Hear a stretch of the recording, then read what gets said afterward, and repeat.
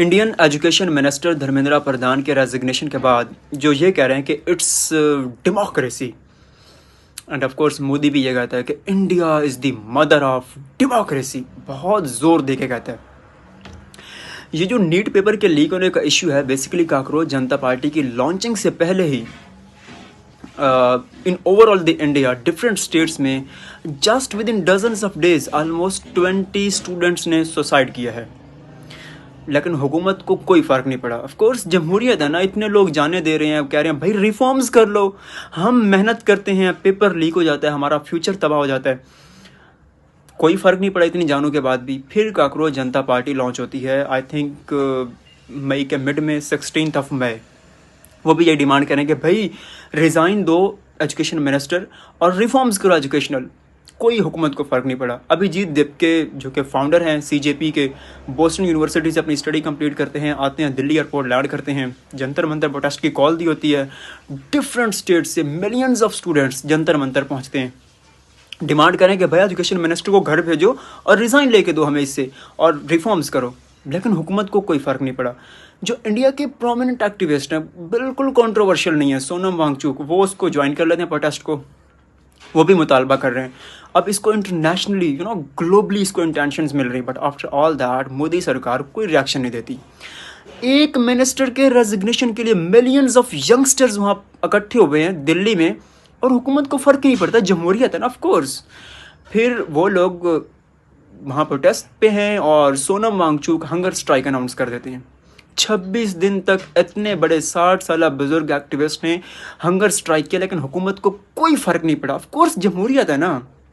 फिर वो लोग अनाउंस करते हैं प्रोटेस्ट अपना टुवर्ड्स द पार्लियामेंट 20 जुलाई को।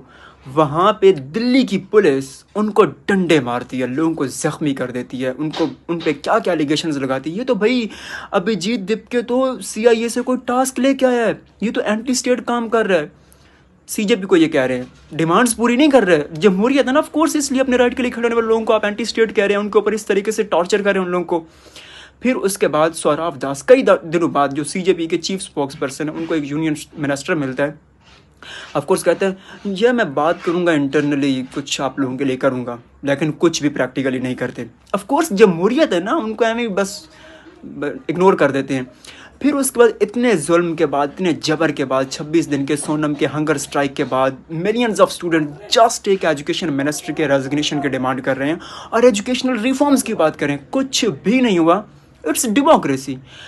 एंड पे जब पता चला मोदी गवर्नमेंट को, मोदी का एक दिन पहले बयान आता है कि यस मैंने एक बिल के मंजूर करवाने के लिए इंस्ट्रक्शंस दे दी हैं, बस ये मंडे को सेशन है तो बिल पास हो जाएगा। भाई मोदी साहब एक दहाई से पहले थे, उनको तब ख्याल नहीं था। जब पता चला कि भाई ये तो और भी स्टूडेंट्स आ रहे हैं, अब तो मुझे या गिरबान से पकड़ेंगे या फिर मेरे गले को हाथ डालेंगे।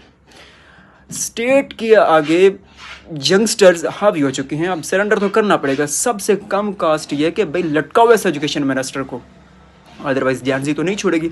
तो जब जैन-जी ने फोर्स किया गवर्नमेंट को must resignation of this education minister, तो फिर गवर्नमेंट ने सरेंडर किया। तो आप इसको डेमोक्रेसी कह रहे हैं। अब आप डिसाइड करें कि इतने कुछ के बाद इतने लोग इंजर्ड हुए हैं, इतने लोगों ने सुसाइड अटैम्प्ट किया, इतने लोगों ने जस्ट एक एजुकेशन मिनिस्टर के लिए इतने देश, ऑलमोस्ट आज 25 तारीख है ना, 6 तारीख से लेके अब तक 1 माह और 19 दिन के प्रोटेस्ट के बाद एक एजुकेशन मिनिस्टर रिजाइन कर रहा है। It's democracy, not at all.